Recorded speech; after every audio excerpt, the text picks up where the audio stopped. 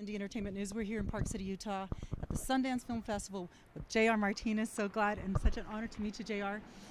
You're here for what reason at the Sundance? So Shriners Hospitals for Children reached out to me to join a panel, to be a part of a panel with R.J. Mitt and Amy Purdy in SAG-AFTRA to talk about diversity within the entertainment industry, to talk to producers and directors and casting directors and writers and about next time they want to gives a job to somebody in the entertainment industry, whether it's TV or film, to consider somebody with a quote-unquote disability. I would fall under that category, and the reason why is because we feel like there needs to be more diversity. One, in the entertainment industry, but two, there's not necessarily a fair. There's not a balance. There's not a representation. Balance. There's not too much of a representation. No, there isn't. There isn't a consistent representation. Some people make appearances, but it's not consistent.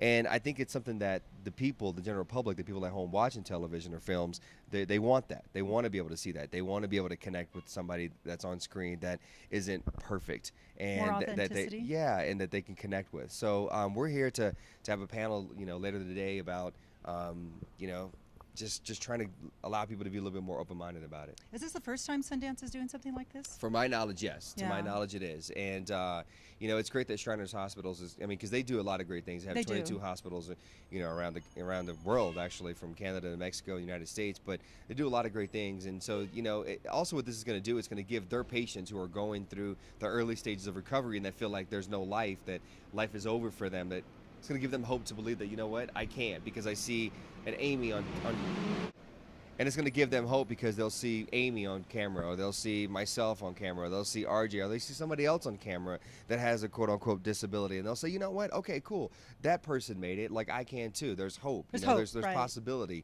And even if it's not necessarily to become an actor or an actress or a writer or producer or director, whatever, or even work on a crew, it's more about, okay, you know what, I can have a life. I can go out Confidence, there. Confidence, maybe, would you say? Yeah, absolutely. Yeah, it gives them hope, gives them confidence, gives them, a self of feeling like they're part of this community and they're not alone. Because the thing is that, things happen to a lot of people in this world unexpectedly. Right. I mean, we're so fragile. Like, something can happen to you and I right now. Right. We hope it doesn't. The balcony could fall. But we hope it doesn't. But it's the reality of life. And so the thing is that, we're talented individuals. So just because now we may have some sort of kind of quote unquote disability, doesn't mean that we should not be allowed the opportunity, because we're still talented. Right. And so we're not necessarily saying, hey, everyone go and hire every single person that has a disability. We're simply saying, give them an opportunity. Don't just shun them. Don't just essentially just count them out just because they look different or they may speak differently in a certain way. So yeah, it's really an important panel that's going to be going on here. I think, you have to have the mental.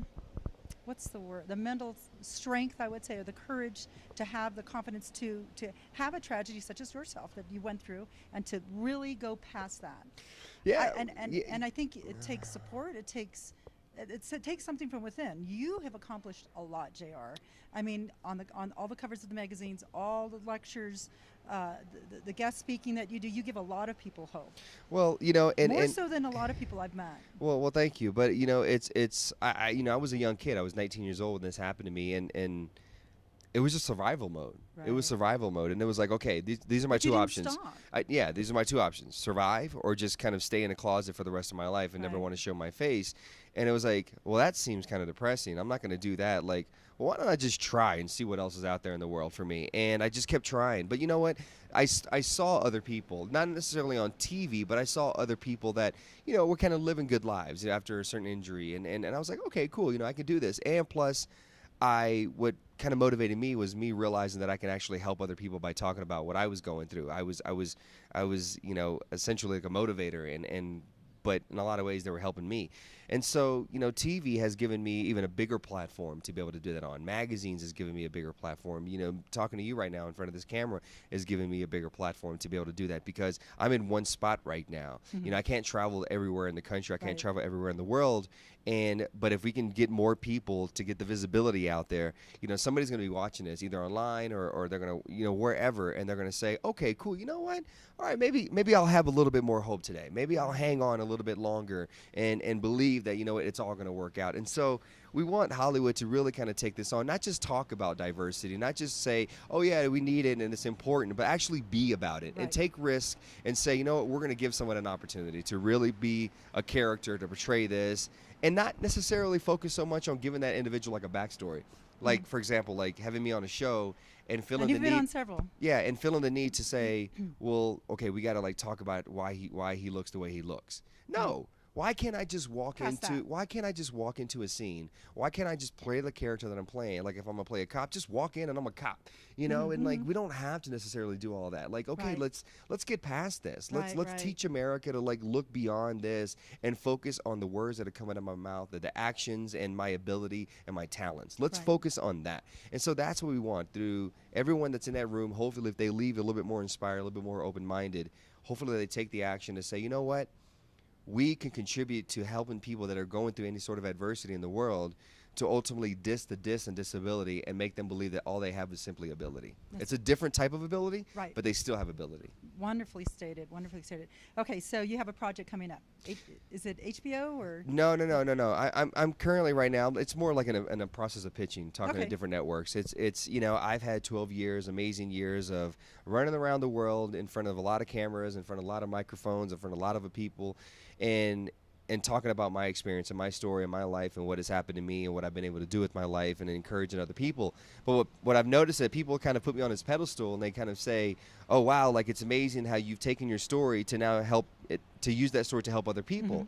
And what I've learned in the last 12 years is I'm not alone. Like I'm not alone. There's a lot of people that have done it and, you know, that are doing it.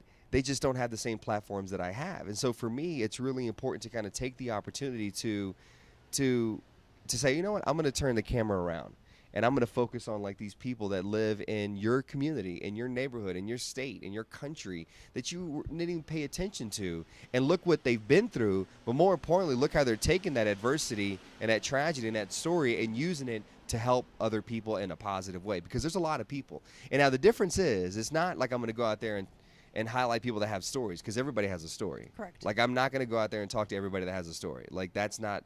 I want to find people that have a story that are purposely using it and are dedicated to helping other people with that story. And I think that you have the pool is this big of people that have stories, but then when you talk about how many people actually use their personal stories to help other people, it gets smaller. The pool gets smaller. And so I want to highlight these individuals and that I know exist in this country, in this world, and ultimately just kind of step behind the camera and, you know, because you know, it's great, but it's also like it's I'm not the only one, you know. I've just been really blessed to have amazing opportunities and platforms, you know, but I'm not the only one. Yeah, but you've really taken it far, and it's amazing. An amazing story, really. Your story is an amazing story. Well, thank you. So, well, best of luck. Thank you. Here at the festival. Thank you. You know, looking forward to that panel as well. So, yeah. Alrighty, thanks so much for joining us, the Indie Entertainment News here with J.R. Martinez. Look for us on the video.